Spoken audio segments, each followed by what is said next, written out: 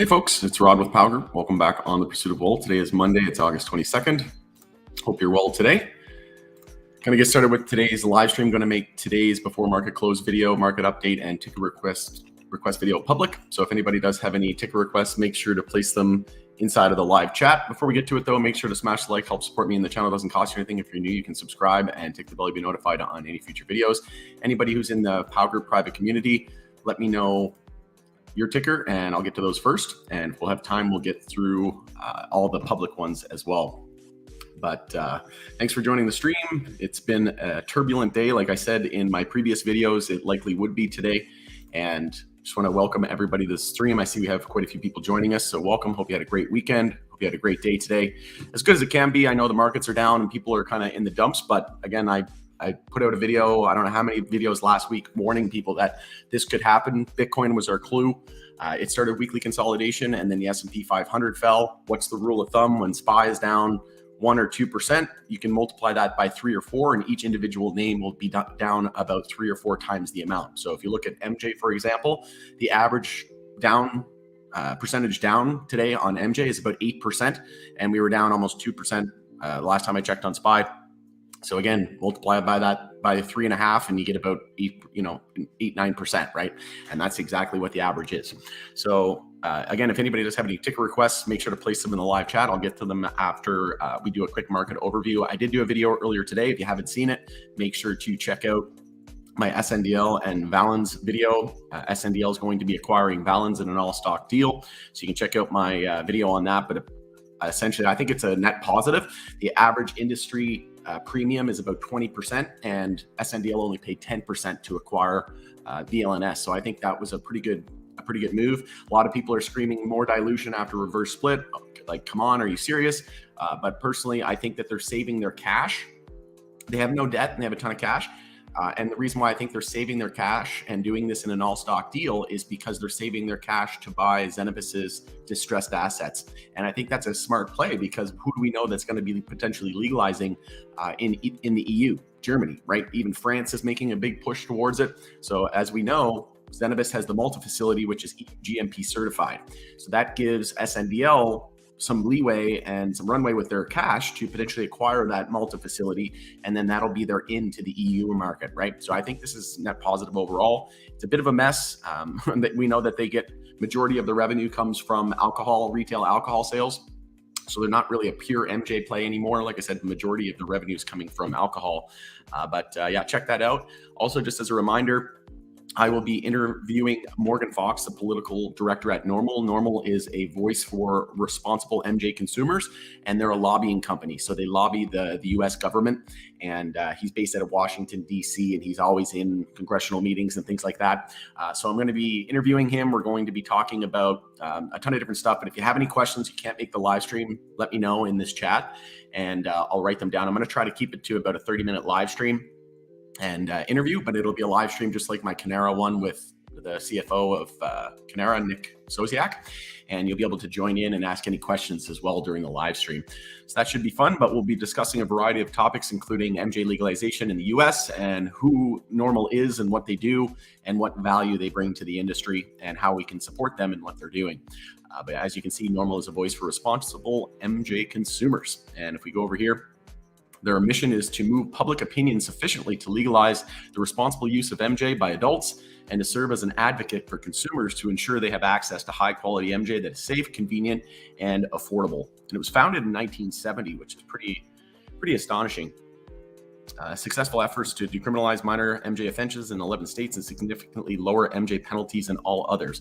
So again, they're a lobbying company, and this is Morgan Fox here. If you want to pause it and read his I'll just make that big screen there. If anybody does want to pause it after the fact and read his bio there. But really looking forward to this one. We probably won't be able to get too many secrets or anything like that that's going on behind closed doors that, they're not going to tell us all of the inner workings of what they're working on, but it'll be more of a high level overview. I'll be able to get like what his opinions are on the bills that are passing through Congress, whether it be the MORE Act, the CAOA, the CAOA, and then safe banking, whether or not he thinks safe banking is going to happen first, then descheduling, then full-blown legalization, maybe a timeline on what he thinks. I think it'll be cool, right? Somebody who's dealing with this on a day in, day out basis. But if we take a look at their advisory board, they've got Willie Nelson, and they got a lot of really popular people on here, but two that I wanted to mention. Check out, they got Willie Nelson here, and they also have Woody Harrelson on their advisory board. So this is some pretty big company, and yeah, I'm really looking forward to it, and appreciate him taking the time to do that. But take a look at the crypto space here. So Bitcoin is knocking on 21,000. We're a 15-minute bear flag here. So this 15-minute bear flag, if we drop below 20,900, that's going to confirm, and we're likely going to be back into the teens. So things could get ugly here on the crypto front. And I've been saying for a while now that we can't have these moves to the upside without pullbacks, right? And right now, so far, this is just absolutely healthy. We were looking for a weekly higher low here compared to 18,608, and we had 6 weeks in a row without any weekly consolidation. And again, Bitcoin was the clue. It's been leading the market, right? Bitcoin and tech stocks, so the NASDAQ, those have been leading the market ever since March 2020. And again, they're very correlated to one another. And this was the early signal that we could see weekly consolidation on SPY. Sure enough, this week, I said, watch 421.22. That was the key level to watch on SPY. As soon as we lost that, we started weekly consolidation. And I said we could easily drop 12% on the S&P 500 and still be in a weekly uptrend, just scouting a weekly higher low. And I said, watch those EMAs around 410, 405 is what I expected. And I mentioned to POW Group members today, I'm expecting a pullback around 412. And here we are. That's exactly where we hit 412.54. We're back testing EMA 26 here on the weekly time frame. This is good in my opinion. This is healthy. And we may even come down and test EMA 12 there around 408. But we're just back testing that, forming that support. And it's actually a potential weekly bull flag at the moment. And if we take a look at the measured move here, this weekly bull flag, actually, I want to bring up SPX because it's a little bit easier to show you guys what I'm looking at here. So if we go from the low to the high, anything above that 0.32 fib at 4,098 is going to be a potential weekly bull flag. So if we take that up to the 0.32 fib, whoops. There, we're looking at about 475 on SPY. So if this weekly bull flag confirms, what do we need to see to confirm it? We need to break resistance from here. We need to hold that 0.32 fib, and then we need to break resistance. So key resistance will be 431.73. If we break that and we hold the 0.32 fib, that's going to confirm the weekly bull flag, and we'll be targeting 470s, and we'll be back up around the all-time highs. So again, no one has a crystal ball. We don't know for sure. I'm just giving you the probabilities, right? So right now we're looking at a potential weekly bull flag. It's healthy in my opinion. We knew this was inevitable. It was going to happen. We had the early indicator with Bitcoin starting weekly consolidation. It's been leading the market, and then Tesla followed suit as well.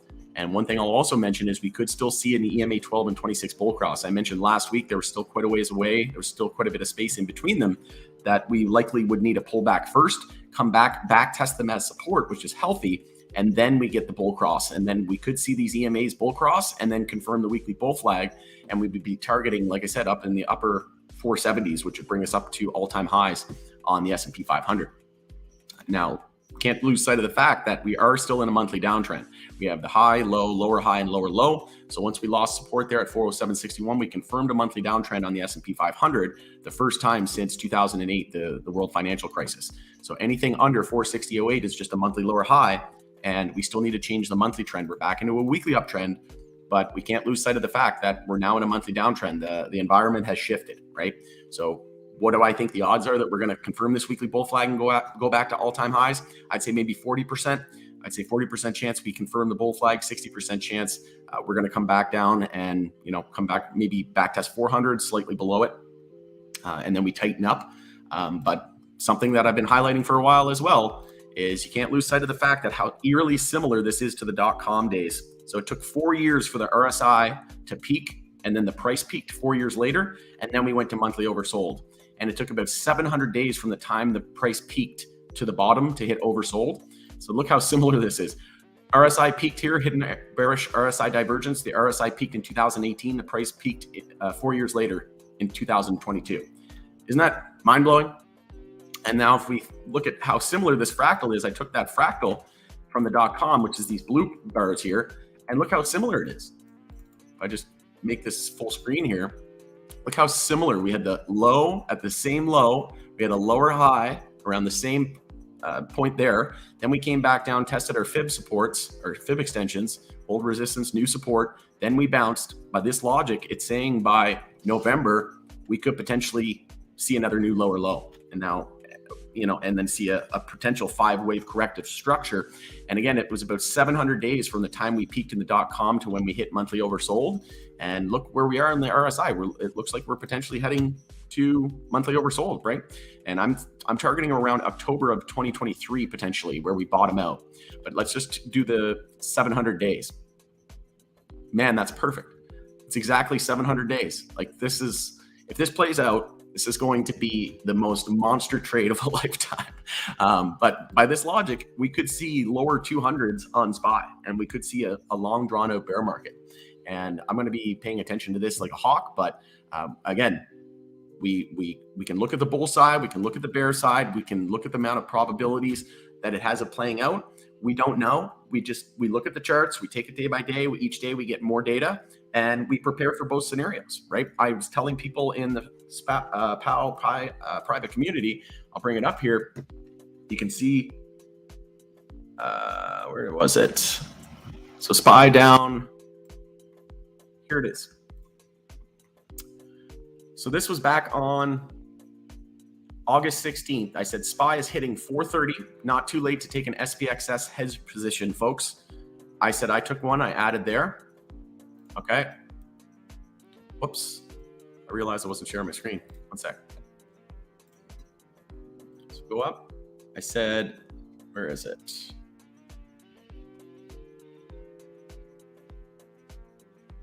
Sorry, guys. There it is.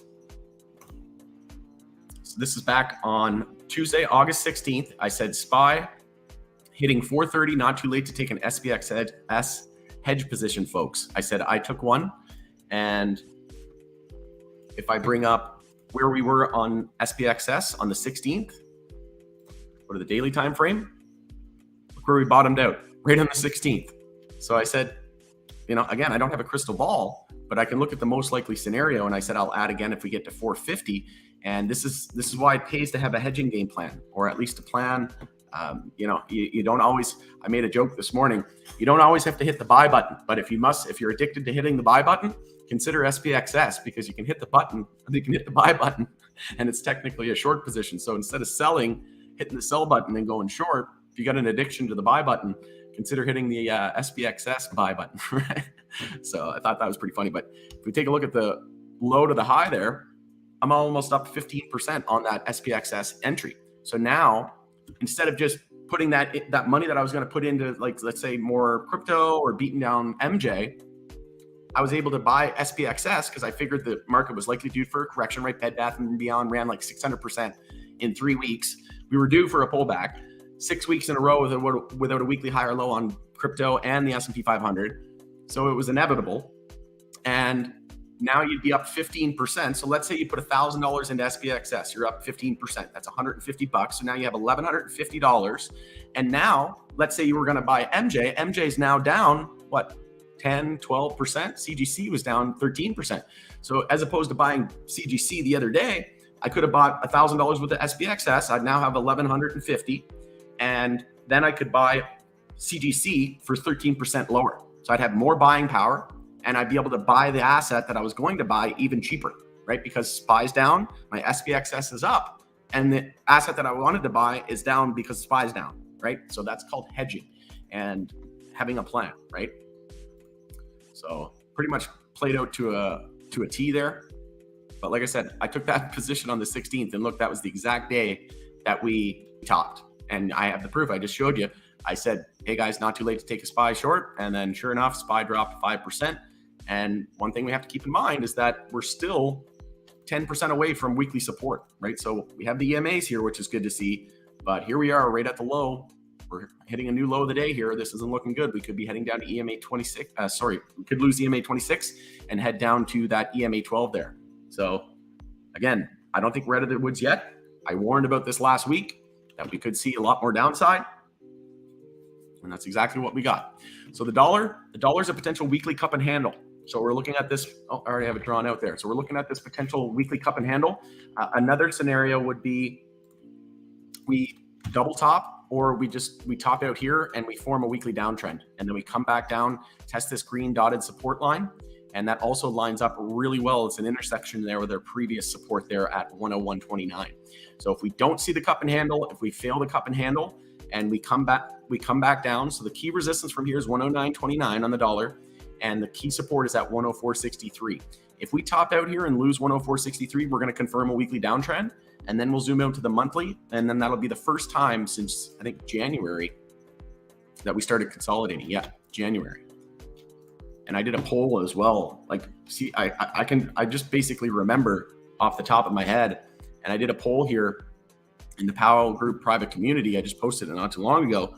But how many hours, and I'm curious, let me know in the live chat here on YouTube, how many hours do you spend per month on average studying, researching, or educating yourself on financial markets?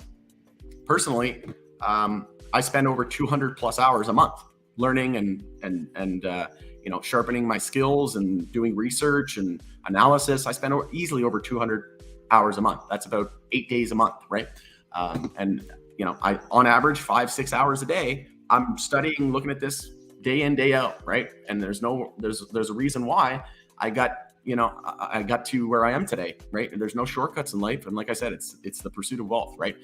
So you need to put in the work. There's no shortcuts in life, and you have to love what you do too. But I mean, if you don't have the time to be doing that, I mean, you can start off with a few hours a month, 10 hours a month. You can consider joining Powell Group, where, a lot of people don't really want to do that. So they rely on me a little bit more, and they ask me what my thoughts and opinions are. It's not financial advice, but I can share with you what I'm seeing when I see it, and I can give you my unbiased opinion, right?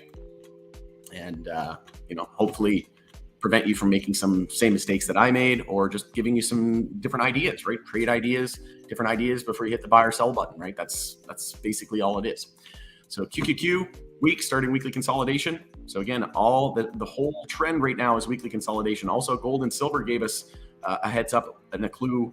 Not just Bitcoin, but gold and silver, precious metals, started consolidation last week. So that increased the odds that we were going to see the broader market and the S&P 500 do the same. And then if we take a look at oil's been consolidating on the weekly for a long time now. And I've been bearish on oil. We're actually on month 2 of monthly consolidation. So I will expect a pretty big bounce on oil soon, though. But we got 12 minutes left in the day, and we're approaching EMA 26 here on the daily time frame, which is also previous support there at 410.22. So after 410 or 412, we lose 412, it's 410. And then we zoom out to the weekly EMA 12, and then 408 is next. After that, 400 psychological. Tesla starting weekly consolidation again. So this is good. We have the split coming up in 3 days. So on Thursday, August 25th, we'll be doing a 3-for-1 stock split. So essentially this stock is going to be cut by 3. And this is good in my opinion. I said that the fact that we're seeing weekly consolidation now is better than running super hot into that stock split. And then it would potentially be a buy the rumor, sell the news. Whereas now this is increasing the odds where we might not see a buy the rumor, sell the news. We might pump leading into that. And even after that, we could still see an EMA 12 and 26 bull cross on those EMAs. And they're very close to confirming here and crossing. So again, good that we're getting the weekly consolidation out of the way. Key supports at 838.06. If we lose that, then it's all about 820, because 820 gives us the potential for a weekly bull flag, same as spot, right? So the more confluence, the more names that are doing the same, right? And Tesla has a huge weighting in the S&P 500. So it's no wonder that they're both similar, right? And it's been leading the market. Bitcoin, Tesla, and tech has been leading the market, right? And if we take a look at the measured move, if we confirm it, so the level to get above is 944. If we break 944 on Tesla, we're targeting $1,200. But let's say it was 868 leading into the split. On Thursday, let's say the price was 868. You'd be looking at a $289 stock. But, just keep in mind, we're still looking at a potential head and shoulders. The head and shoulders target is down in the low 200s. And we have the hidden bearish RSI divergence. We have lower highs and lower lows in the price action, higher lows and higher highs on the price. And I wouldn't be surprised in the least if we pulled back. Once we top out, we could go to back test all-time highs, maybe even set a new all-time high. I think we could see one more final, move in the markets. But once we do top out, I could easily see this thing back down around 400, 300 post split, maybe 150. So again, from March 2020, right? If we take a look at where we were, we ran 16x, so 1650%, right? When something runs 16x with this big of a market cap, don't be surprised if we pull back, 60, 70, 80%, and that would bring us back to about $200, right? So the higher the base, or the longer the base, the higher in space, but the more we run to the upside, more extended we get to the upside, the more extended we get to the downside as well, right? And I mentioned this today to POW Group private members. SPY, the annual average rate of return on SPY, like a good return on SPY on your investment, is around 10 to 12% a year. Okay. Look what we did from March 2020 to the high there. So in 2 years, we got almost 125%. That means we got 10 years worth of gains, like average gains that you'd normally see in the S&P in 2 years, right? So if we had 10 years worth of gains in 2 years, might we enter like a 2 or 3 year bear market potentially? And since we're so extended to the upside, might we get extended to the downside? I'm of the thinking that we could. And I think that we're going to see something very similar to this play out, where we have a 5-wave corrective structure, and we could potentially be targeting all the way down there at the low 200s. Test this old broadening wedge as support. So again, I'm not trying to instill fear in everybody. Like I have long positions, and I'm being very selective. I have some altcoins and I have MJ, basically my long positions, and some real estate here in the condo market in Edmonton. But that's pretty much the amount of exposure that I'm comfortable with. And I'm focusing on an S&P long-term short. I'm focusing on holding a ton of cash. I still have a 6-figure cash position, and I've just been slowly deploying that, right? And I'm actually thinking about even buying another condo and doing a second Airbnb because the first one's going so well. So again, there's things to do to be bullish on. But like Toronto real estate, I'm not going there and buying a house anytime soon. I'm not going to Vancouver and buying a house anytime soon, right? Because those are we're probably going to enter a depression. We're probably going to see bankruptcies like you wouldn't believe. What I think AMC had some bankruptcy FUD today, down 41%. I wouldn't be surprised in the least if this thing went to zero and actually went bankrupt. Like, again, not trying to hate on AMC. It's not the point. I'm just saying theaters and stuff like that, what Cineworld or whatever it was in the UK is filing for bankruptcy. It's not looking good. Like, I think bankruptcies are going to be a trend going forward in the next couple of years. And we're going to enter a depressionary phase in the economy where, unemployment is going to be rampant. We're going to have homelessness. Unfortunately, I wish I could change it, but I can't change the world, right? But this is just based on the 200 hours I spend a month investing and researching and analyzing things, both from the micro to the macro perspective. It's looking like we have a brutal couple years ahead, but that doesn't mean there won't be any assets that we can't benefit from. I think MJ is going to probably be the best performing asset over the next few years out of any other financial sector on the planet. But we'll end it there on the broader market. Taking a look at the bear list, so no surprise, AMC, WNRS, and Bed Bath & Beyond. I also mentioned runaway. do not FOMO into this thing. I said, don't be surprised if we pull back 40, 50%. And here we are in 4 days down 70%, right? So again, just like Tesla, when you run 600 or 1600%, you need to expect a big pullback, right? And someone will say, oh, Bed Bath & Beyond is nothing like Tesla, right? I don't care. I don't care if they're selling hats. I don't care if they're selling cars. If a stock goes up 10, 20x, don't be surprised if it goes down 70%. Like, I've seen it happen time and time again. I've seen this movie before. And, I had someone ask me today if they should go long on something. I think somebody in the POW Group community, I can't remember who it was. I think it was Jelly Bean, but I think it was Tesla. And I said, I'd be careful on Tesla because he said I was looking for like it was Disney. So if I bring up Disney here real quick. So if we're potentially entering a 1 to 2 year bear market on SPY, I don't think that we should have a 1 to 2 year long investment horizon on like a name like Disney. The only difference is with Disney is it is down from its all-time high. It was down 55%. Netflix was down 80% in like 6 months. But we also didn't run that much from March 2020 either. From March 2020 to the high, we only ran 150%. So Tesla ran 1,600%. This thing only ran 150%, right? So it's a little different scenario.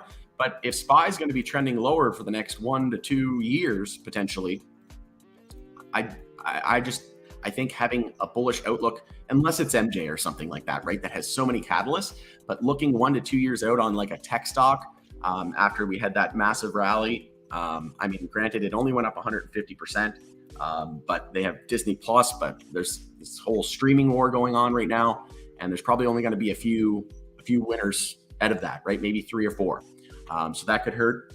I think Disney has a good chance of being among those top tier ones, but I'd just be very selective with your long positions, right? Because people say, oh, it's cheap. This stock is cheap.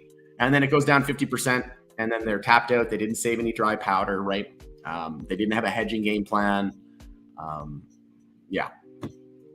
So hopefully that helps. MBMD, WNW, and JSDA leading the bull list today.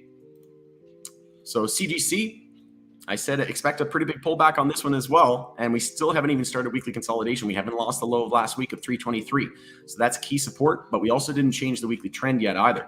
But from current levels, we have a ton of room to form a weekly higher low. So we could pull back from current levels. We could pull back 33% and still just look for a higher low and attempt a weekly trend change. But this is what we'll look for: a higher low and a higher high. We'll show you on GTII. So GTII is probably one of the strongest names in MJ right now. I did a video on this. I said my target on this one's about $20. And you can see here we have the low, the high, the higher low, and a higher high. As soon as we broke that 1371 resistance and got the higher high, that confirmed the weekly uptrend. That means zoom out to the monthly chart and watch for the monthly bounce to get underway. Now we watch for the monthly high to get set. Then when we break the low of the previous monthly candle, we'll be starting consolidation. We'll look for a higher low compared to the low there at 1009. And then we'll look for a higher high, get back into a monthly uptrend. And at that point, we'll be confident that the low is in and we're no longer in a bear market and we're entering a potential new multi-year bull market in MJ. And I've been saying for a long time that I think MJ will enter a new bull market when tech and crypto finishes its bull market and enters a bear market. And GTII, Tilray, Hexo, all leaders in the space, and they're all in weekly uptrends. So this is what we want to see as bulls. We want to see all of the leaders, not just Canadian, not just American. We want to see all of them, and we want to see them, the ETFs as well. So if we bring up the ETF MSOS, we're close to changing the weekly trend, but the more names that confirm their weekly uptrends, the better, right? Sure, what's going on here? Why is it not sorting? There we go. So if we take a look at MSOS, we're very close to getting that low, high, higher low, and higher high. Now we need to break 1299, right? And then that'll give us a weekly uptrend on the ETF MSOS, and then that will mean pretty much all of MJ in the US is confirming weekly uptrends, and then HMMJ in Canada, we still need to confirm the weekly uptrend here as well with the low, high. Now we have our higher low. Now we need to break resistance there at 796, right? But it's good to see that Tilray, Hexo, GTII, the leaders, the tier ones, not just in Canada, not just in America, both are all in weekly uptrends. And GTII, like I said, very, very convincing weekly uptrend. But CGC, VLNS, and Love leading the decline today. We actually just had a POW buy alert, algo alert go off on Love, so Canara Biotech. On the bull list, we have Labs, VFF, and DB was flat on the day, along with a few others. But again, CGC from the low there in about a month, a little over a month, ran 100%. When we run 100% with no support, you need to expect 20, 30, maybe even 40% pullback. Here we are down like 25% almost, and we still haven't even started weekly consolidation or changed the weekly trend yet, right? So we could still see from here, in my opinion, we could still see another maybe 10, 20% of downside. And I know that's not what people want to hear. But again, you need to have realistic expectations or you're not going to last. You're going to quit. You're going to get frustrated. You're going to get emotional, and you're not going to last. That's why you need to have, you can't just say, you know, we're almost at $5. The bear market's in, and then you end up letting yourself down, and you get down in the dumps again, right? On the bull list, on the American side, we have on the bear list rather, BMMJ, Acreage, and SHWZ. SHWZ, another name where, again, clear example of when you don't establish any support, you need to expect a big pullback, right? In a couple days, it was up 67%, short squeeze, now down 20%, and still looks like it could see even more downside, right? Could even drop another 5 to 10%, easily. LOWL, BEV, and BAM leading the bull list today.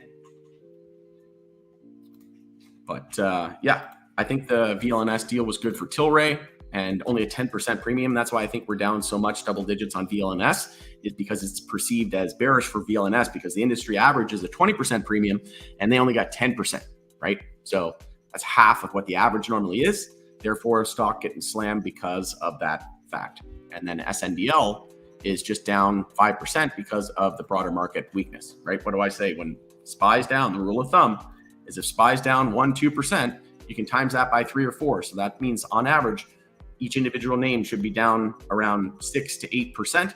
And then if we take a look at MJ here, what's the average? Around 6 or 8% that we're down, right?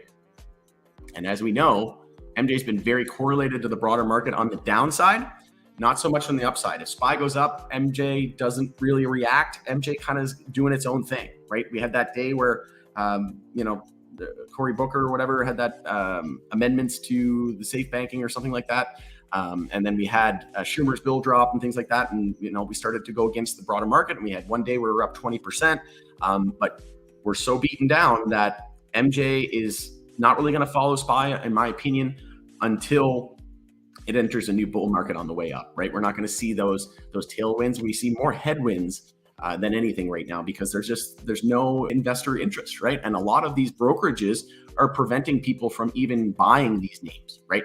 Like they're preventing their clients from even buying OTC names. So people in the US can't, right? So the only thing that they can get access to is the NASDAQ or the NYSE. So what's on the NASDAQ or the NYSE? Tilray, CGC, Sundial, Hexo, right? Those are the poster childs of the people in the US that they can buy because a lot of brokers are just restricting that trading. And what have they been saying? They're gonna try to get safe banking passed for the people. What a crock of crap, right? Like these people should be behind bars for what, the deceit that they give. They try to make it for the people. Oh, you sure that safe banking isn't just to get the big banks position, like the JP Morgans, the Morgan Stanleys, the Goldman Sachs? Isn't JP Morgan restricting access to certain OTC MJ stocks? They're not allowing their clients to buy it, but yet they want safe banking to get passed so that they can buy them, right? Once they uplist, then they'll buy them and then they'll let their clients buy them, right? So they'll get positioned first, but they tell you it's for the people, right? Which is, we all know we're not that dumb, right? We're all a lot smarter than that, right? We know it's not for the people, right? JP Morgan was fined $1 billion for manipulating gold and silver markets and spoofing orders. Almost $1 billion they were fined, right? And we're talking gold and silver. Don't you think that they would be manipulating a drug that's federally illegal in the US? 100%. Trip and Tilray. Sure, we can take a look at Trip.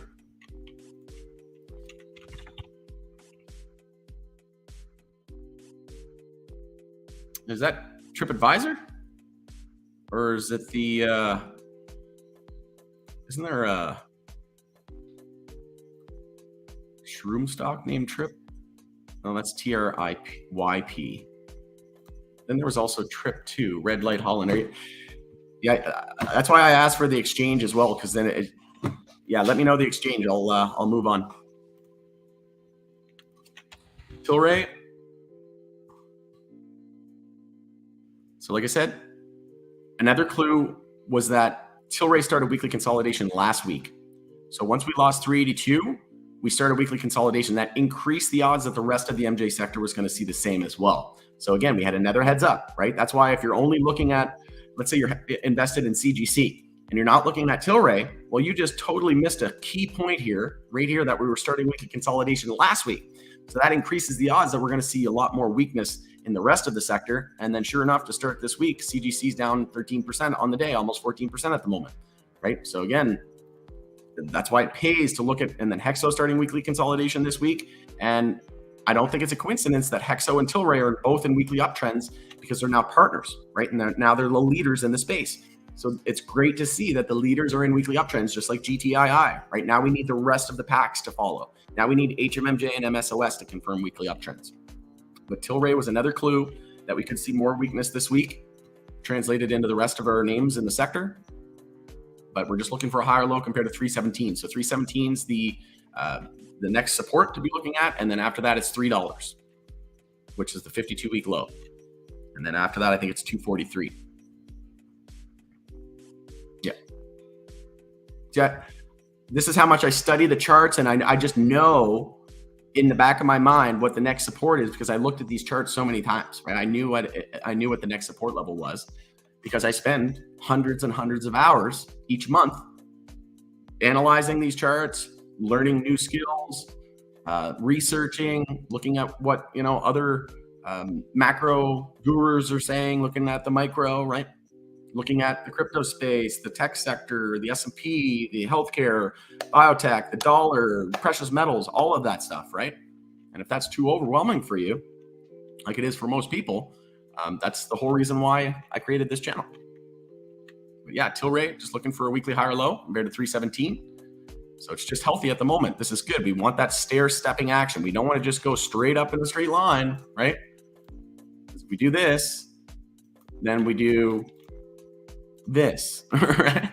So instead of just going straight up, you just ebb and flow, higher low, higher high, right? And then you have that support level. Whereas if you just go straight up, you have no support and you waterfall back down, right? Look what happened back here. No support, waterfall back down. Is that back in March? Yeah. So in 2 weeks, we were up almost 100%, like 85%. But I said, hey guys, a lot of people were saying getting FOMO. Are we still expecting that pullback on Tilray? I said, yes, we didn't confirm a weekly uptrend yet. Just wait for a higher low and then look to enter on a higher low. But if you're really conservative, maybe you wait for the weekly uptrend to confirm. And then you would have been like, holy, good thing I didn't enter, right? Because like Rod said, we didn't confirm the weekly uptrend. We didn't get the higher low and higher high. We broke the downtrend with the lower high, lower low pattern broken. Once we broke 748, we broke the lower high pattern. So the weekly downtrend was broken, but we still didn't confirm a weekly uptrend. The trend was flat here. So then we were looking for this higher low. We had a lot of room, and we thought it was going to happen probably, but what we think doesn't always happen, right? And then the S&P 500 seen more leg down, and the whole world, was bearish, right? And then it just gave it all back and then some. It even dropped from there. It dropped another 37%, right? So that's a clear example of how you want to wait for the weekly uptrend. Now we're back in a weekly uptrend. So this is the difference between this move here and this move here. Is now we confirmed a higher low and higher high. And now we're working on another higher low. So it's looking really, really, really good. Like I said, I think we're going to be heading back to our weekly EMA 26 on a lot of our names. If we take a look at GTII again as a gauge on the weekly time frame, it's getting close to its EMA 26. So if we take a look at the move from there, it's about 13%. Okay. How far away is Tilray from its EMA 26? About 35%. And that is at $4.77. So I think we could easily be heading up to around that area, $5, and potentially see another weekly higher high in this continuation. But on a name like Hexo, for example, this one offers a ton of reward. It's more risky because it's pulled back a lot more, but it offers more reward. So if all of our names are going to start to trend back towards our weekly EMA 26s, which we haven't tested since we lost it. It's been 18 months since we tested EMA 26 on a lot of our MJ names. So one would think, if we look back at history, we gravitate back towards it, right? We get extended to the downside, we gravitate back towards it, confirm resistance, get above it, confirm support, old resistance, new support, we get extended to the upside, come back down, test it as support, fail, resistance, get extended to the downside. So one would think over the next few months, maybe a year. I really don't think it's going to be a year. I think September in through November is going to be fireworks for MJ. I think over the next few months, we're going to see pretty much all of our MJ names trend back to the EMA 26. And just as an example, from current levels, Hexo is about 115%, right? So the more risk, the more reward. But yeah, Tilray's looking really good. We had a POW buy alert, a POW algo buy alert go off on Tilray as well. Again, if you haven't checked it out, you can go to the website here, powgroup.ca or pursuitofwealthgroup.com. Scroll down, we have our memberships there, and we have the POW algo alerts. We also email them out as well. There's also a private Slack channel in the private POW group community, but we also email them out as well. So if you don't want to sign up for the POW group private community, you can sign up just for the algo service, and you'll get them emailed to you. And they do buy and sell alerts.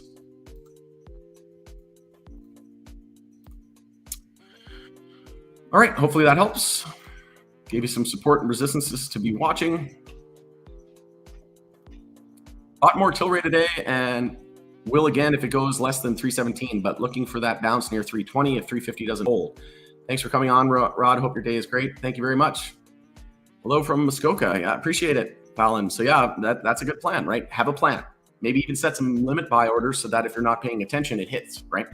So that's something that you can do as well. But I think you're on to, you have a good plan, right? And you're probably ahead of more than 90% of people because most people don't have a plan.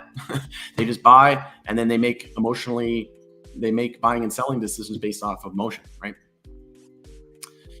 Brad, how you doing? This confuses me. If the MJ sector follows the broader market, it seems, how can we see MJ bull run coming with the broader market uncertainty? Well, it might see a dip down. Like if we see a hard and fast flush, MJ might flush as well. And it could be more, right? If SPY ends up dropping 10% here like this week or next week, well, then some MJ names might drop 20, 30%, right? That's a real possibility. But one thing you have to remember is MJ's down on average 80 to 90% plus.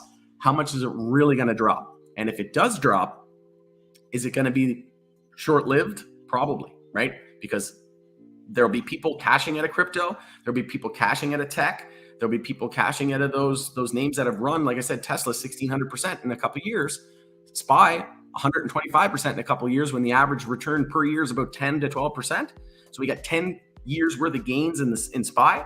So that money has to flow somewhere, right? So they're going to say, okay, well, what's a good place to take profit, and what am I going to do with those profits? I don't want to hold cash because they're printing money into oblivion. So, I know, MJ has a ton of catalysts coming up, right? It's simple. It's real simple. And it's down 98%, right? Tilray is down 95% since February 2021. So the money's got to go somewhere, right? So hopefully that makes sense. But yeah, to me, it's super simple. Thanks again. You're welcome. Thanks for joining. May I ask what you think of SNDL? Yeah, I did a whole video on that earlier today. So you can see here, this video right here. If you just go to the POW Group YouTube channel, it's right there. It's only about 8 minutes long, and I break it all down. But just a quick overview. I think it was a net positive. It wasn't as good for VLNS because it was a 10% premium. The industry average is about 20%, so that's about 50% less than the average. That's why I think VLNS was down like 13% last time I checked, and SNDL is only down about 5%. The reason why SNDL is down is because SPY is down 2%. What's the rule of thumb? If SPY is down, the S&P 500 is down 1-2%, multiply it by 3 or 4, and that's on average what individual stocks are down, right? So today, not just crypto, it's crypto, S&P 500, tech, everything's down, right? Precious metals. So that's called risk off, right? And yeah, we see SNDL is just down because the rest of the sector and the market's down. But I think it's a net positive for SNDL. They got a good deal. They had to do their all stock because I think they're saving their cash for the distressed assets of Zenabis. So, and which I think is a brilliant plan because we know that multi-facility from Zenabis is EU GMP certified, right? So if they get that facility, that's going to be their into the EU. We know that France and Germany are looking to potentially legalize here in the near future. So what a brilliant move, in my opinion. But now they're getting into processing and manufacturing with that acquisition. It's pretty risky. And we know that the majority of SNDL's revenue comes from alcohol retail sales. So they're now not really any longer an MJ company. They're more focused on alcohol because over 60% of the revenue is now coming from alcohol retail sales, right? That's why I did this post on the community tab. I said, if you are a real MJ fan, there is no way you shouldn't be cheering for Hexo. Hexo is as pure as it gets. 100% of the revenue comes from MJ, pure MJ products and nothing else. Tilray is a great company. They're a brand company. We're not a brand company. We're a cannabis company. We are a cultivation company. We have some of the really strong brands, but we're not a brand company, said Charlie Bowman, the CEO. 37 people like that, right? And I just posted that 3 days ago. And yeah, it's true, right? But yeah, go check out that video. But that, in short, is my opinion on that. Well, you answered my thoughts. Thanks. Perfect. Good. That's the idea. VTNR. Not familiar with that one, but yeah, we'll take a look. I would appreciate it if you guys could let me know the exchange too, just in case we have some overlap. VTNR. This one doesn't look like we do, so it worked out. So monthly consolidation underway for the second month in a row, having lost the last 2 monthly candle lows. Bit of a cup and handle low. So we could see that play out. We pulled back a little bit more than I would like to see, though, to oops. Yeah, it's not looking like it's going to be a cup and handle anymore. But you never know. It could just be a fake out. But if we do see a bit of a cup and handle, you'd be looking at about a move up to about $60. That'd be a big move. Vertex Energy. I'm not familiar with this one. I'll full screen this as well. Looks like we could be heading to weekly oversold, EMA 12 and 26. Yeah, I really don't think that cup and handle is going to play out. And we're in a weekly downtrend. So we had the high, low, lower high, and lower low. So that's kind of what I'm expecting the dollar to do. But the dollar is a weekly cup and handle as well. Potential, right? Cup, potential for a handle. But we could see the low, high, lower high, or sorry, high, low, lower high, and lower low. And if that happens, that would confirm a weekly downtrend. That would be good for stocks. So if that does that, TXY does that, that'd be good for VTNR and the rest of crypto and stocks, right? But we could still see an EMA 12 and 26 bear cross when the shorter term moving averages, and this is exponential, is above the longer term. So this is EMA 12 and EMA 26. And when you're on the weekly time frame, that's even more bearish. And when those shorter term are above the longer term and cross down through it, that's a bear cross. See what happened in the bull cross? If you just entered here, that would have been about 260% of upside. Now they're bear crossing, so you generally want to get out, right? I'm not telling you to buy, sell, or hold. This is for entertainment purposes only. But yeah, as soon as we lost support right here at 935, we confirmed the weekly downtrend with the high, low, lower high, and lower low. So even if you just exited there, let's say you had 1,000 shares or 10,000 shares, maybe you sell half, and then you could have reloaded that half 27% cheaper once we confirmed that weekly downtrend. And we knew that SPY was due for weekly consolidation, the whole market, right? Bed Bath & Beyond running 600% in 3 weeks. We knew we were going to come down and cool down eventually, right? But it's looking real good. It's in a monthly uptrend with the low, high, higher low, and higher high. Almost confirmed a monthly downtrend here. I would consider that a fake out, not enough of a pivot point. And we had those lower wicks. And then here we are back into a higher high. So we're just looking for a higher low compared to 330. So we have EMA 26 there at 645 as well. If we lose 645, we could be heading down to that 350 area. But it's looking good. It's in a weekly, like I said, a monthly uptrend, while the S&P is in a monthly downtrend, first time since 2008 financial crisis. And the energy sector, we know, right, with the whole geopolitical events that are going on, of course, energy's, but again, oil's being destroyed. And then that's hurting the rest of the energy sector, right? But overall, long term, still in a monthly uptrend, still very, very strong comparative to the broader market. Like take a look at Netflix, right? On the monthly time frame. Vomit, right? What happened there?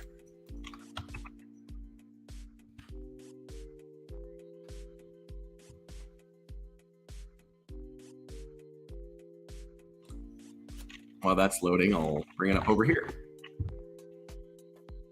Yeah, and then we had super bearish. We were losing the 10-week moving average. We had a bear cross on the stochastic and the MACD.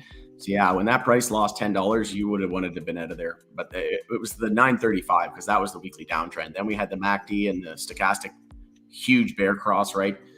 I would have been running for the hills at 9. It would have been a great short too. Lost the 50 weekly moving average. Next one on deck is the 100 there at 572. And then 344, that lines up with my 350 that I mentioned earlier. So yeah, if we lose $5, we could be heading down to 350.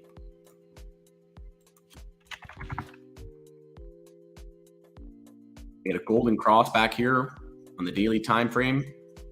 And then we went from $7 up to 18. And then now we're seeing the shorter term above the longer term. Once the 50 crosses down through the 200, that's called a death cross. And if that happens, I could easily see a move down to 5 or maybe even 350.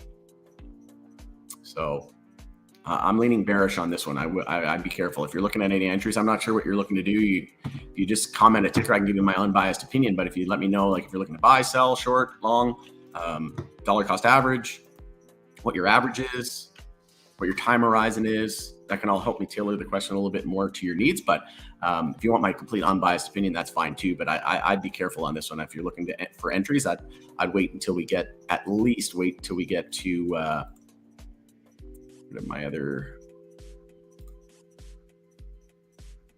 I'm missing a tab.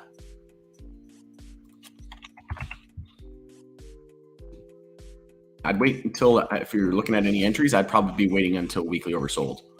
And again, right, what do I always say? If you know nothing about charts and technical analysis, if you just plop an RSI indicator into your charts and do not buy when we're here, this is for selling, right? That's called overbought. And then when we're oversold, that's when you want to buy, right?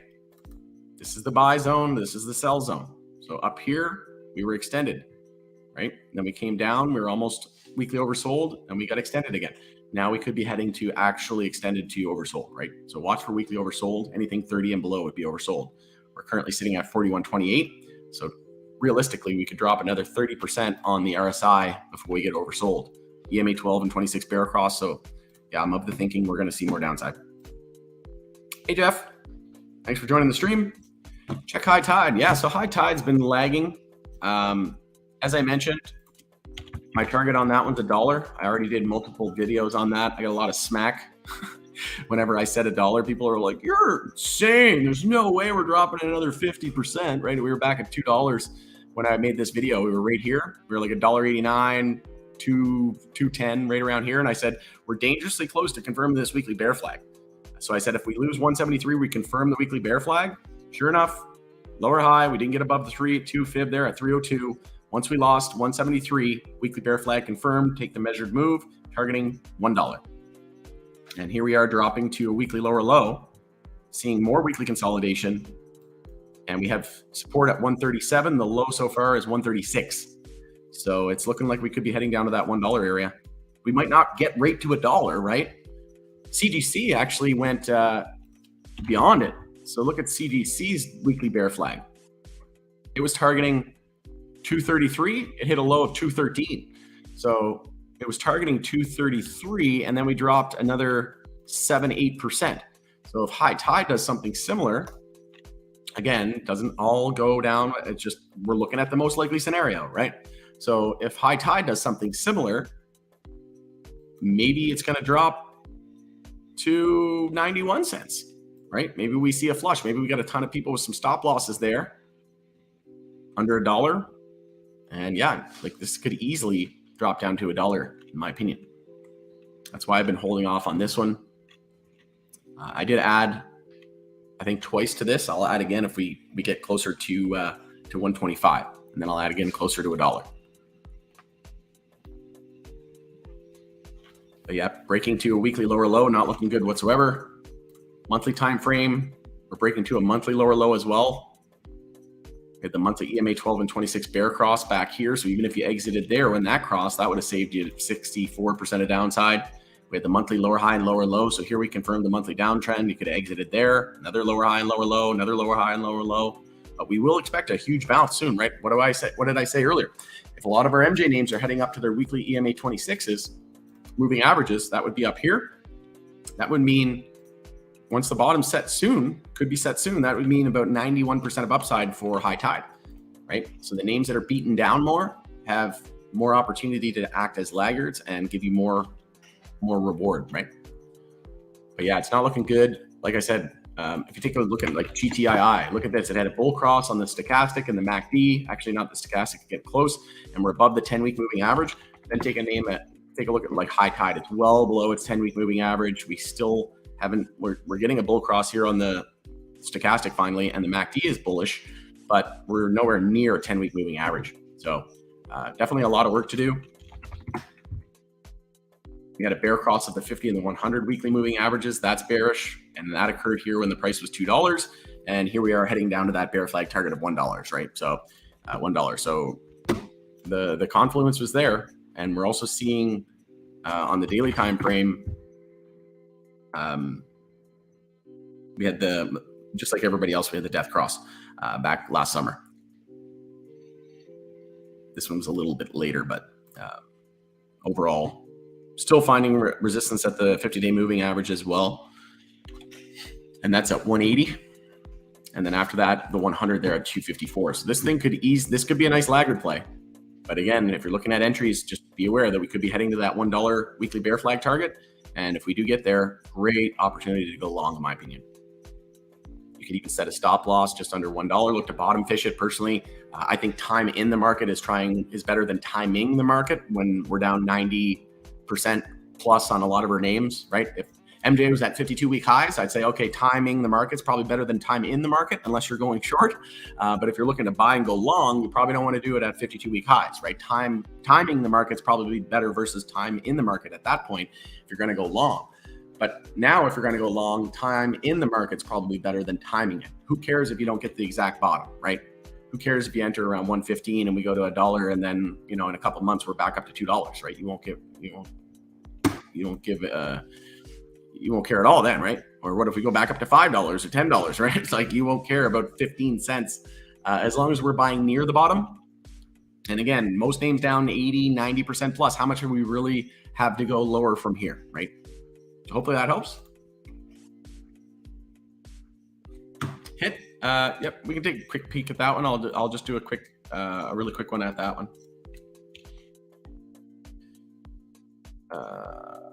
Hit.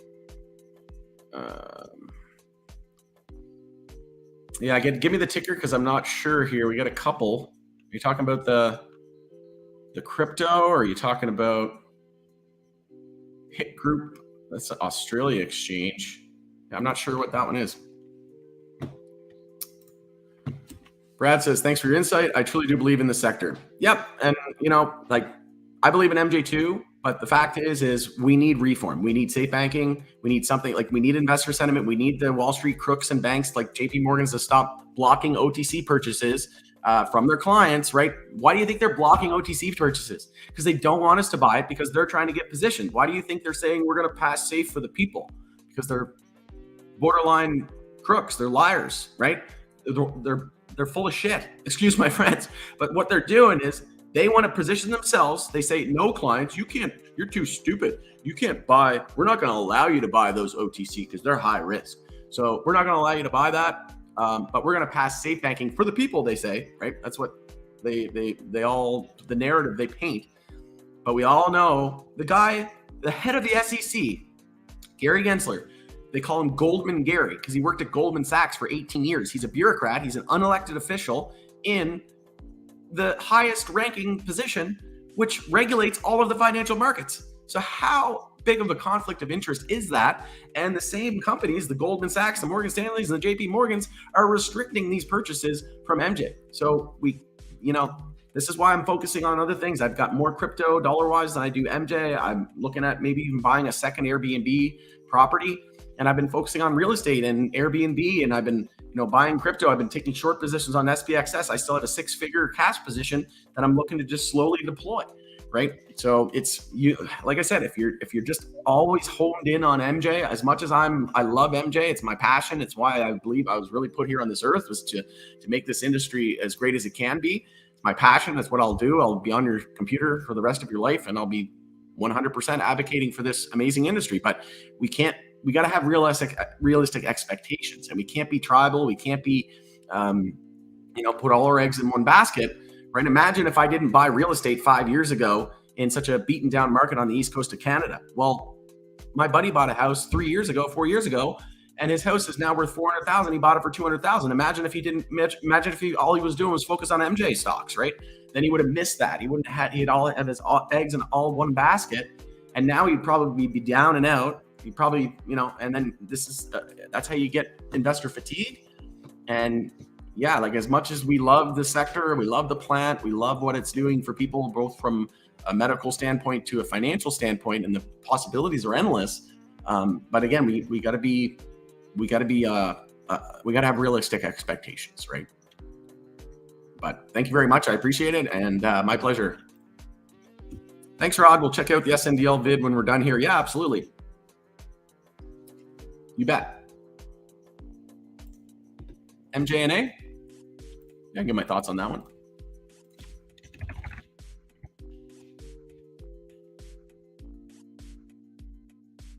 So we could still see daily downtrend confirmed, lower high and lower low. Could see an EMA 12 and 26 bear cross. We do have support next at 1.3 cents.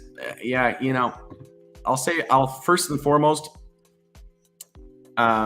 when our leaders in the space like Tilray, GTII, Trulieve, Hexo, CGC, when the leaders, the large mega caps that are worth billions of dollars, are down 80, 90% plus from their highs of February 2021 and all-time highs, I just have no interest in these low caps. Again, not trying to burst your bubble or anything like that. I'm just saying, like, I feel like there's a lot better opportunities out there. Like, to be honest, I wouldn't even be looking at this thing. Maybe once the tier ones run, buy some tier ones. And then once those run, then look to take profit and then rotate that into the laggards, because these probably won't run until, and it's a penny stock, right? It'll be lucky even to hold a penny here pretty soon. So I just be very cautious, and like this name probably wouldn't put more than $1,000 into it, a couple thousand at the most. It's like MedMen, right? I used this example the other day. If you just entered now at 7 cents. If we go back to all-time highs, if we go back to all-time highs on MedMen, that is a 140. It's 140x. So if you invested $1,000 right now at 7 cents, but again, this is why I'm not too focused on the low caps, because I'm more focused on the high caps. I put like $1,000, a little over $1,000 into MedMen so far. Less than 1% of my MJ portfolio. And I might look to add it again, but again, I want to wait for the tier ones to run, and then I'll rotate, take some of those profits in my shorter term account. I have it a long-term no touch as well, that I'm not selling any of my MJ until the US legalization hype run up. But in my short-term account, once I have some take profit levels that are reached, then I'm going to look to rotate out of those tier ones that ran, because those are usually the ones that run first, and they're all on the NASDAQ and the NYSE, right? And then once those run, I'll look for laggard plays, maybe like a MedMen, right? We know Tilray owns their convertible debt. We could potentially buy MedMen, and then it'd essentially be team Tilray, Afria, MedMen, Hexo, Rubicon, Zenabis, 48 North, Molson Coors, so it'd be a juggernaut.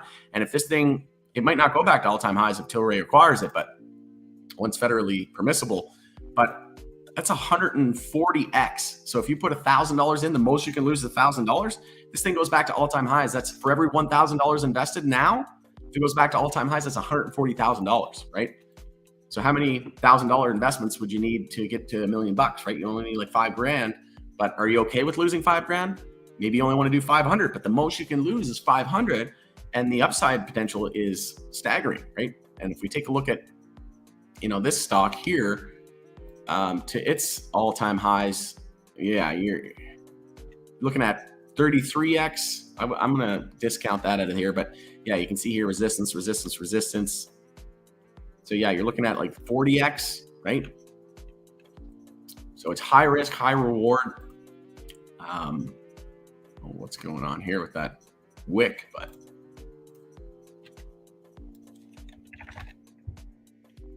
yeah, I don't like this one at all, to be honest. I got a bad feeling about this one.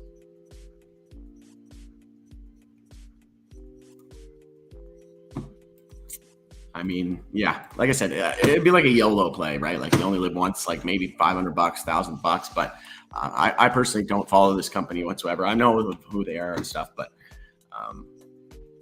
yeah, I'm just not interested. Go back to the monthly time frame here. I think this is like one of the oldest MJ stocks, isn't it? So I know a lot of people are kind of, I don't know if it's nostalgia or what it is, but yeah, it's not looking great.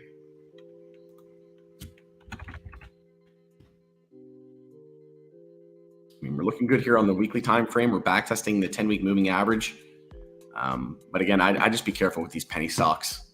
Like I said, I think there's just a lot more better opportunity out there. And if we take a look at the daily volume today, we had 3.42 million shares. So what is that times 1 cent? What's that, like $300,000? 342 million shares. 3.24 million times, we'll say an average price of 0.014. So only $47,000 traded, right? Like, yeah, I wouldn't be, no interest personally. Look at Tilray.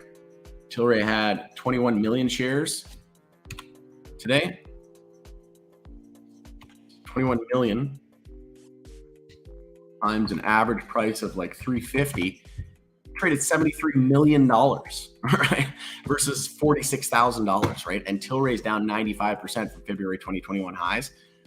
Yeah, I'd just be very, very careful with those names. Like a lot of these MJ companies are just going to go to zero, right? Like they're not going to be able to keep up. We don't need the amount of companies that we have, or they're going to get acquired. But yeah, Larbear, I just be very careful. Hopefully that helps, but hopefully I didn't burst your bubble. But again, I'm just trying to give you my honest opinion. And honestly, I try not to hold like, I try to look at things objectively as I can, right? And that's just my honest opinion. And if people get mad at me for giving my honest opinion, well, I don't even know why you're listening to anybody on YouTube, because if you don't want people's honest opinion and you just want to be told what you want to hear, not what you need to hear, that quite frankly is very, very counterintuitive to any kind of progressive lifestyle, right?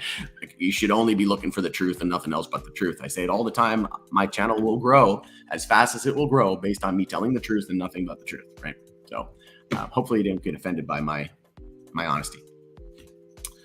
I've been holding VTNR for about a year, entered at 8.15, thought the earnings would be great. Not, maybe I should sell at a 10% loss. Yeah, well, I can't tell you to buy, sell, or hold. One thing you could do is sell half. That way you're right either way. If it goes down or 60%, you can sell 40%. That way, if it goes down, you can reload cheaper. And if it goes up, you're right either way, right? So that's always a rule of thumb as well that you can use. Good morning. Not sure where you're from, Austin, but it's afternoon here and evening on the East Coast. So you must be like what? Asia? What about Hexo? So I did do a video on Hexo right here. So where to now? I gave my analysis. And in that video, I said that we're probably going to go down, I said SPY was weak, and we were probably going to go down, test 20 cents. And I even said when we lost 25 cents to Power Group private members, you'll see it in that video. I said, we're losing 25 cents right here. Expect a pretty big pullback. And then sure enough, I had support. Look at those support lines. And people tell you technical analysis doesn't work. They're full of crap. They're full of crap because they don't know how to use it, right? That's like, I don't even know how to make a comparison. I don't have a good analogy, but late in the day here. But yeah, it's like, somebody who has some kind of tool to do something better, right? It's like you do it with your hands, or you get like this piece of technology, but you might not know how to configure the technology, right? If you don't know how to program it or use it, tools aren't very good, right? And these are just tools. It's just technical analysis. It's tools for your tool belt. If you don't know how to use the tools, then yeah, it's probably silly and it doesn't make any sense. And it might be, people think it's a self-fulfilling prophecy, but I don't really care. If enough people think of it and it does become a self-fulfilling prophecy, who the hell cares? If it happens, if it comes true, and you predicted it before it happened, who cares if it's a self-fulfilling prophecy, right? It probably is. But at the end of the day, I was saying that we were probably going to see a pullback to 20 cents. And I even drew the support lines. I said, watch 22. We pulled back to 22. Then we bounced around there, I think, for a little bit. Yeah, so we pulled back to 22, 23, bounced, lower high. We had a lower high hourly downtrend, another lower high and lower low hourly downtrend continuation. And we went to 20 cents, like I said, would likely happen because the S&P 500 was going to be weak and we were expecting weekly consolidation. Tilray gave us a clue. Tilray started weekly consolidation last week, increasing the odds that we were going to see that on Hexo. And consolidation just means we're losing the low of the previous weekly candle. And look what we're doing this week. We lost the low of last week. So exactly what I said happened. Tilray was the clue. It's already on week 2 of weekly consolidation. So that was the signal there. Bitcoin gave us the early heads up on its weekly consolidation, increasing the odds. We could see that on the S&P 500. QQQ, tech sector started weekly consolidation, another clue. So like I said, I was looking for a candle close last week over 21 cents. We got it. So now I want to see another candle close. That'd give us 3 weeks in a row closing over the 10-week moving average. I don't care if we lose the 10-week moving average slightly throughout the week in a turbulent week to start the week. What I want to see is a weekly candle close again this week over 21 cents. Not too worried about the intraday, interweek stuff. But next key support on Hexo to maintain the weekly uptrend is 18 cents. So now we're just looking for a higher low compared to 18 cents. That's the most important support in the near term, and most important resistance is at 27.4 cents USD. This is on the NASDAQ, but we're still in a weekly uptrend. Don't be surprised though if we do pull back another, penny or two. But like I said, I don't think it's a coincidence that Hexo and Tilray are both the leaders in the space in Canada, and they're both in weekly uptrends. Why? Because they're partners now. But we did have a Powell algo buy alert go off on Hexo as well. And like I said, it's looking really, really good. The MACD's been bullish ever since November 2021. And it's usually 6 to 12 months after that MACD crosses on the bullish time frame. So we're coming up on a year. I think we're going to have an explosive move on MJ and Hexo into November, into the midterm elections. But yeah, check out this video as well for some more detailed on that. And you'll basically be seeing me look into the future, because exactly what I said happened, that I thought was going to happen. Did I know for sure? No. Was I prepared for both scenarios? Yes. Did what I say happen come true? Yes. Am I right all the time? No. Am I wrong a lot? Yes. Right. But like I said, I put 200. I did a poll, like I said, in the Powell Group private community. I said, how many people, what are your amount of hours? Let me know in the chat. How many hours do you spend in researching and analyzing, studying, educating yourself on the financial markets? I spend over 200 hours a month. I've easily got 100,000 hours worth of studying, easily 10,000 hours worth of research and studying and education. I've been studying financial markets for 15 years. I've spent over $25,000 in courses, to sharpen my skills, right? And like I said, I've easily got 10,000 hours worth of MJ research just on the MJ markets. Easily got 10,000 hours in crypto and how crypto and blockchain works. Like my page says here, you're home for MJ stocks. We primarily specialize. Our main focus is MJ stocks, and then crypto and interviews, right? So, and then I've easily got 100,000 hours into financial markets. I used to work for Invesco, and I was one exam away, essentially becoming a financial advisor. And I said, you know what, screw this. It's like an adult daycare up in here. And it's stressful enough managing my own money, let alone managing other people's. So if we look at QQQ, look what it is. It's Invesco QQQ, right? So I used to work for this company. And then I said, you know what, I don't want to manage other people's money. I want to manage my own money and teach other people how to manage their own money themselves. And I like teaching. I like helping people. And that's my passion, is MJ and helping people and teaching. And I'm very good at teaching. I don't know how many times I've listened to videos and took courses, and I was like, I can do your job way better. Because it took me so long to wrap my head around what they were trying to explain. And I was like, I could explain it like you were 5. You know what I mean? And that's what my strength is breaking it down like you're 5, like layman's terms, right? So that's my strength. I know what my weaknesses are. For example, options. I hate options. I never trade them. I think they're gambling, really. It's a good way to protect maybe as an insurance plan or whatever.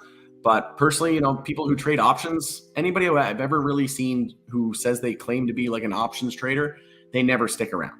They make they just get addicted to the gambling essentially, right? And I don't like gambling. I like having a competitive advantage and having an edge. And the way I have an edge is I look at trends. I look at monthly. When I'm looking to buy something long term, I want to buy stuff that's in monthly downtrends and weekly downtrends in a bear market, like super low. And then when I'm looking to sell, I want to exit when things are in monthly uptrends and they're getting monthly overbought, right? I want to buy when it's monthly oversold or weekly oversold, or start scaling in. Not going to time the bottom, right? Probably never.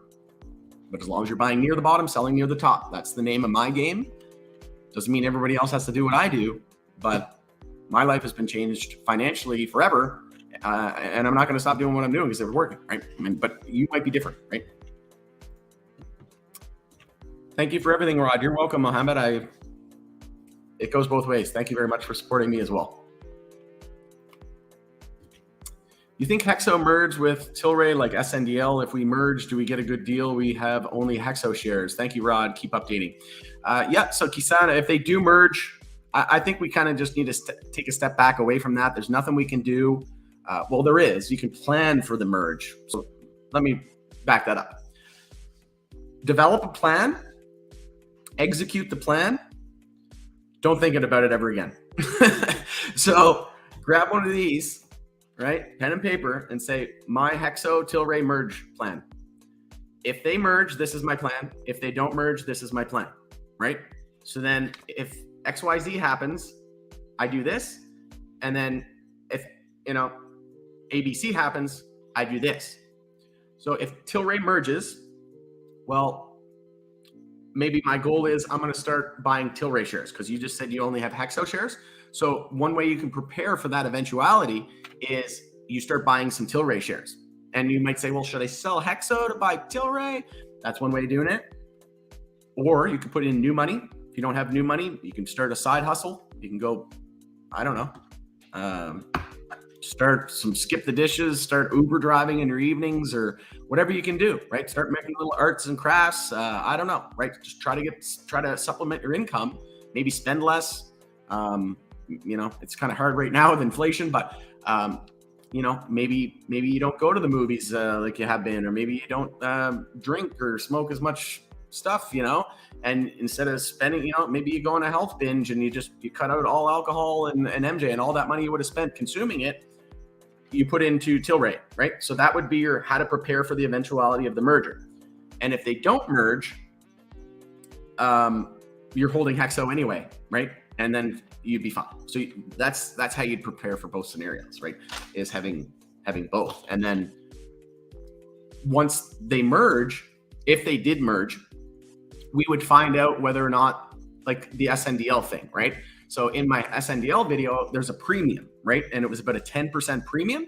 And how you calculate that is you take the price of Valens today divided by the ratio, and then that gives you the difference, right?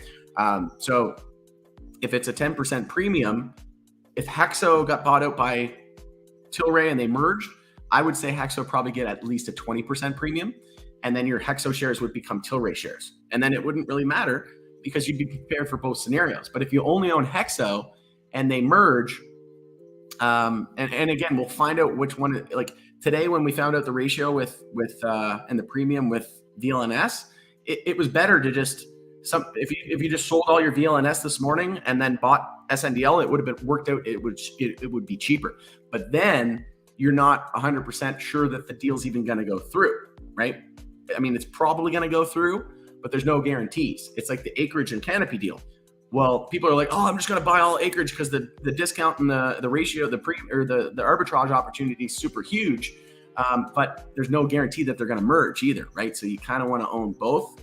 And then, just like the Zenibus deal with Hexo, like we were going over that whenever people were like, oh, is it better to own Zenibus and get my Zenibus shares turned into Hexo? Well, it was at certain points because they would run opposite to one another. So at some points it was better to own Hexo, but again, there was no guarantee that they were even going to merge. So imagine you sold all your Hexo shares for Zenibus and then, oh, the deal fell through. oh my God, you'd be tanked, right? You'd be screwed, right? So that's why you want to have a plan for both. So hopefully that helps. Jeff says, thanks, you're welcome, my pleasure.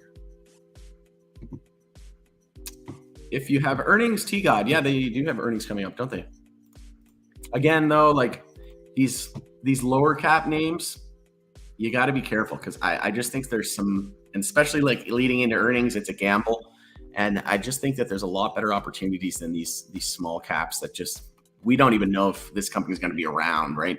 Like there's Rubicon Organics now as well, and they have really good financials, they have really good products. There's competition in that space now. I think T-God personally is a target. I think they'll probably be acquired. Up 35% off the lows, and like barely any volume, right? 539 shares today, 539,000 shares times an average of 8 cents. So like $43,000 traded in this name, right? Tilray had what, 20 some million or dollars traded, right? I just think, when the leaders in the space that have multi-billion-dollar market caps that aren't going anywhere, like Tilray now working with Hexo, like number 1 and number 2 working together. I just be careful on these, especially leading into earnings. It's a gamble. They're estimating 12.05 million. So like this is like a tier 3 name, right? Like tier 1's like 25 million and above per quarter. 12 million is forecasted. So we are starting with consolidation, just like everything else. Monthly bounce is underway. I mean, this could be a nice rebound play, right? Go back to, it's like some decent opportunity for sure.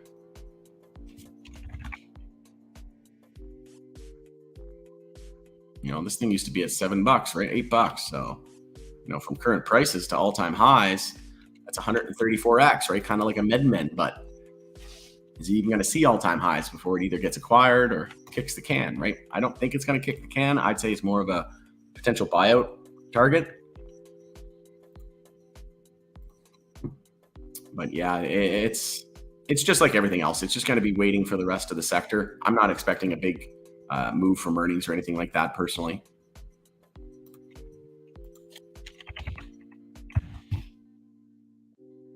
They're backtesting the 10-week moving average, looking to confirm it as support.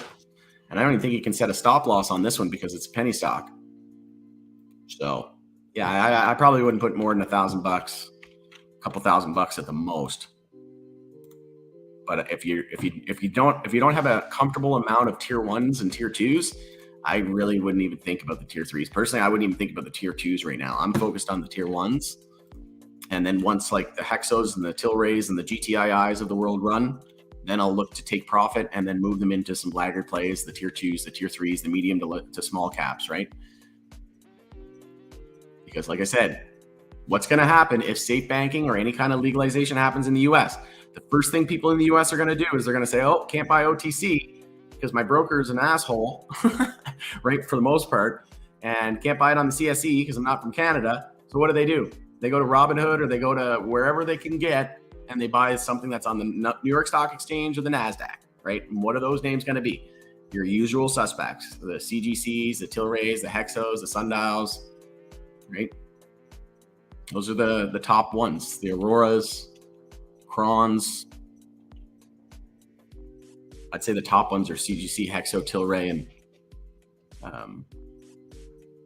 SNDL. Hopefully that helps.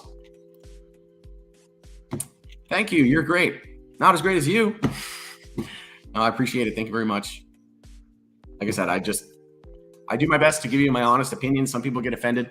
I don't really care because I'm not here to make friends. I'll gladly be people's friend, but that's not the point of me. I need to give you tough love, right? I need to tell you what we know the Wall Street crooks are not telling you. And what they do is they play their book. It's called Talking Your Book. And when they were telling everybody not to buy crypto, they said, if you're an employee of JP Morgan, we will fire you if you talk to any clients about Bitcoin. And then it was later found out that they were the ones buying the most of it behind closed doors. And now they have their own coin. Like, it's so obvious, right? Now they're shunning people out. You can't buy OTC and MJ stocks, but now they're going to pass safe banking so that they can get positioned. They don't want the names to run. They want to be able to buy low and then sell high. And then the way they do that is they buy low, they create a bunch of FUD and make you sell them your cheap shares. They get positioned. Oh, safe banking get passed for the people. You have to do something before the midterms or something like that, right? We haven't done anything since we took office, the Democrats. So we have to do something. Oh, it's for the people. I know. But yeah, the head of the SEC, he was put in there by the Democrats, worked for Goldman Sachs for 18 years. Like, how is that allowed? Like, that guy should be behind bars. It's insane, right? And again, I know I'm not the most popular because I tell people what they need to hear, not what they want to hear. And I'm covering, MJ in a bear market, and it's not cool. It's not the, people look at it and they say, oh, what an idiot. He's covering MJ and it's down 98%. He must have been wrecked. And I'm like, no, I was prepared. I'm not just investing in MJ. I hedged. I have a 6-figure cash position. I'm into real estate, looking at buying another real estate for Airbnb, maybe start my second Airbnb. It's all money that I didn't need anyway. I was going to let sit, right? I don't care what people think of me. And to be honest, this is when people need the help the most, is in a bear market, right? Imagine if I wasn't on here spending an hour or 2 hours of my time doing live streams and nobody was covering MJ, and all these people are interested in MJ, and all the YouTubers are nowhere to be found because they don't want to risk their views because they're not covering a topic that's resonating or popular, right? Stocks are a popularity contest, and right now MJ's not popular, right? So you'd be left high and dry. Like, there's no one covering MJ right now, right? But I'm here through the thick and the thin, even more so in the thick, in the worst of times, because that's quite frankly when people need the help the most. You don't really need help if the prices just keep going up, right? You're fine. You're just coasting. But if prices are going down, right? Like I said, I got your back. I'm going to be here for the rest of my life, and your life probably, because I'm young. Most of you are probably my age anyway. So for the rest of our lives, I'm going to be here doing this. I'm not going anywhere. So count me in for decades. Rod, when do you think Tilray hits $5? We need to move out of the threes. I think it could happen in the next month or two, and maybe $10 into November. I can totally vouch for T-God's hash. Hexo and T-God were the first to get in the SQDC, which is why I chose Hexo as my first MJ stock and T-God soon after. Yeah, I haven't tried it yet, but I hear that great things, Highly Dutch and like some of their new products as well. Like they look like they have a pretty good turnaround plan. But personally, I don't like hash anymore. I used to when I was young, and I don't do it anymore. Like I'm 32, going on 33, and I have no interest in it at all. I don't even really buy any hash, to be honest.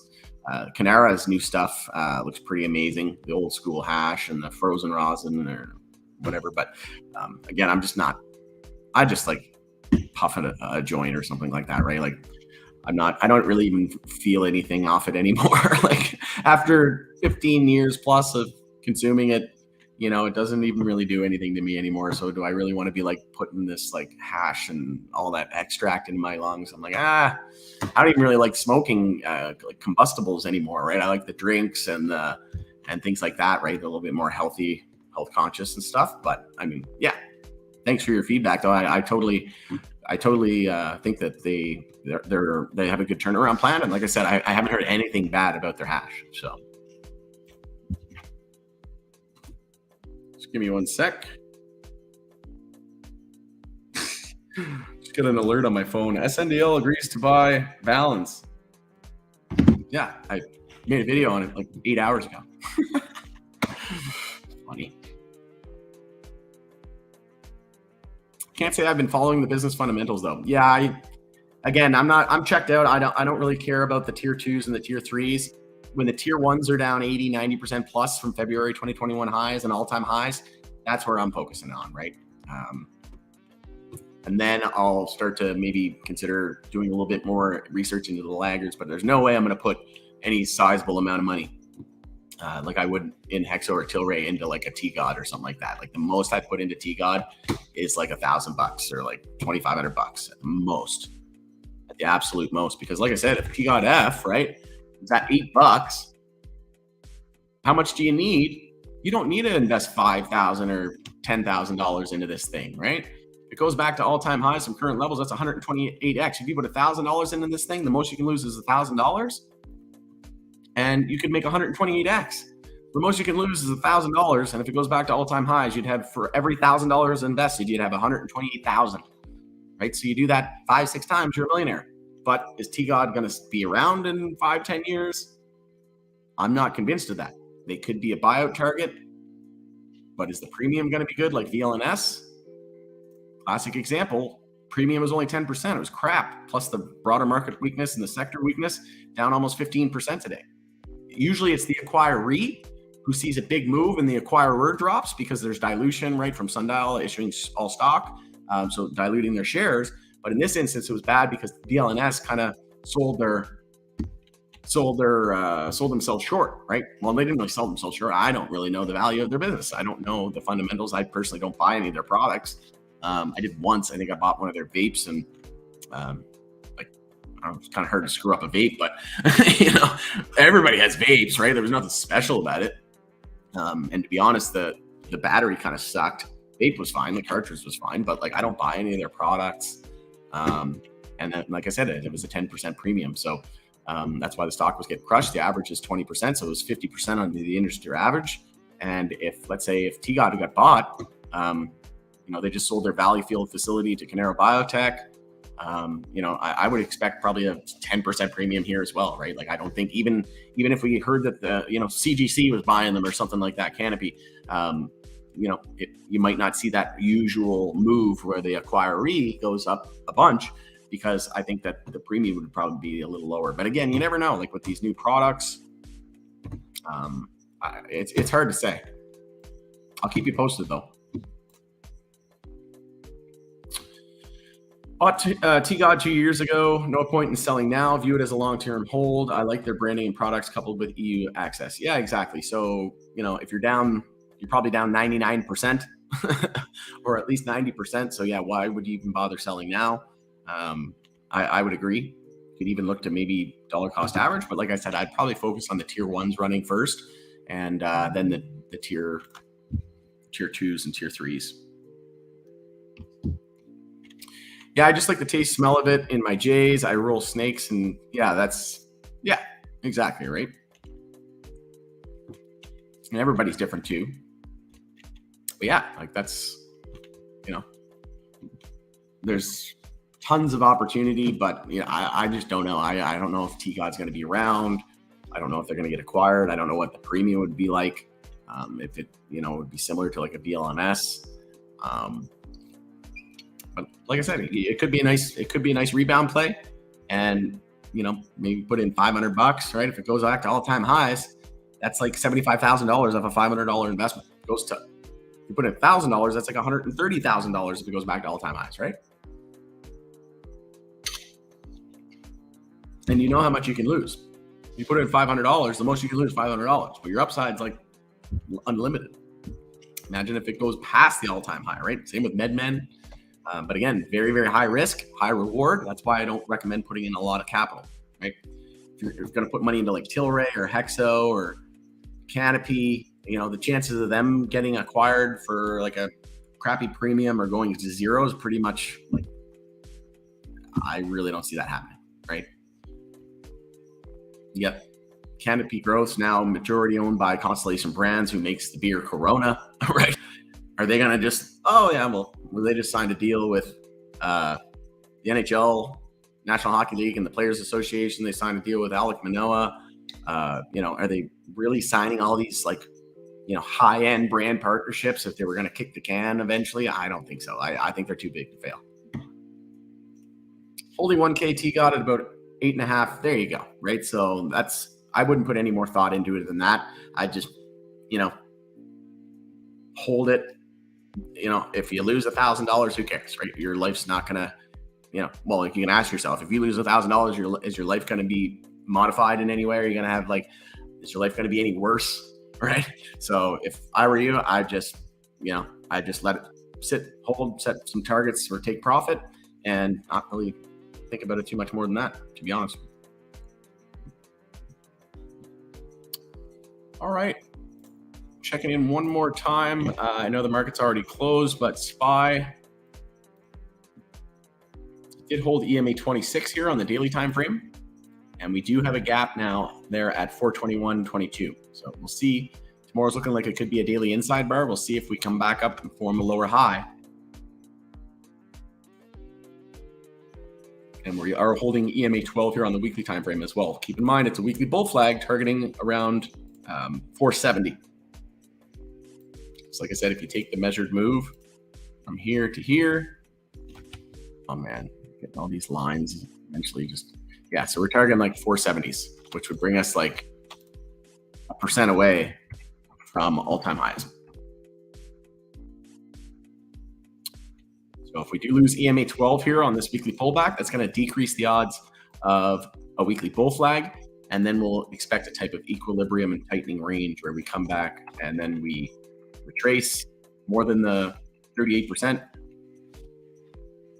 And then we're likely heading back down to around 50%, probably around the 400s, maybe even a flush of 400. Oh, 1K shares. Okay. Yeah. Well, yeah, kind of the same thing. I just, you know, hold it, not put too much thought into it. It's a pretty negligible amount of money, right? What's that? Like $80? You got 1,000 shares times, what is it? What was it? 8 cents? Yeah, that's like $80. So yeah, definitely wouldn't. Like for comparison, like Tilray, I have like 2,500 shares. Hexo, I have got 50,000 shares, right? So like, I would never put that amount of money into a name like T-God. But yeah, like $100, $1,000, you can make some pretty decent coin if it goes back to all-time highs, right? 85-ish when I bought in. Okay, cool. Yeah, so basically what I said though still stands, and yeah, just kind of don't sweat over it too much. See how the day ended here in MJ land real quick. VLNS, no surprise, leading the decline today, and then VFF, the only one in the green today.